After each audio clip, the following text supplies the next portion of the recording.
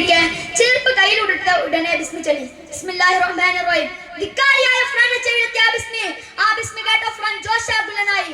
എന്ത് തന്റെ കൊട്ടാരത്തിൽ അടിമപെട്ട് ഇസ്ലാം സ്വീകരിച്ചു വന്നു. അദ്ദേഹത്തിന്റെ രക്തം തിളച്ചു മറിഞ്ഞു.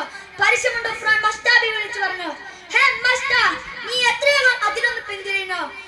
ഞാനാണ് റബ്ബ്, ഏറ്റവും വലിയ റബ്ബ്. പക്ഷെ മലിക്കിനെയും മസ്താബി പിന്തിരിഞ്ഞില്ല.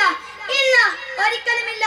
എല്ലാ സമയം പരാജയപ്പെട്ട് കണ്ടപ്പോൾ ഒഫ്രാനും കിങ്കരന്മാരും ഒരു തീരുമാനത്തെത്തി അവരെ കൊന്നുകളയാൻ. അതിനായി വലിയ തീ കുണമണഞ്ഞു. അതിൽ തീ കൊടുത്ത് വലിയ പാത്രത്തിൽ എണ്ണ തിളപ്പിച്ചു. ആ കുണ്ടാരത്തിനരികിലേക്ക് മസ്താബിയെയും എന്റെ 3 മക്കളെയും വിളിച്ചു വരുത്തി. ഹേ മസ്താ, ഇത് നിനക്കുള്ളതല്ല. ഇതിൽ നിന്റെ 3 മക്കളെയും ഈ തിളക്കുന്ന എണ്ണയിട്ട് നശിച്ചു കളയാൻ പോവുകയാണ്. എന്തു പറയുന്നു നീ? വിശ്വസിച്ച മതത്തിൽ നിന്ന് പിന്മാറണോ? ഇല്ല, ഒരിക്കലുമില്ല. എല്ലാ സമയം പരാജയപ്പെട്ടു കണ്ടു. ഇനി മൂത്ത മകളെ ഒഫ്രാൻ വലിച്ചു കൊണ്ടുവന്നു.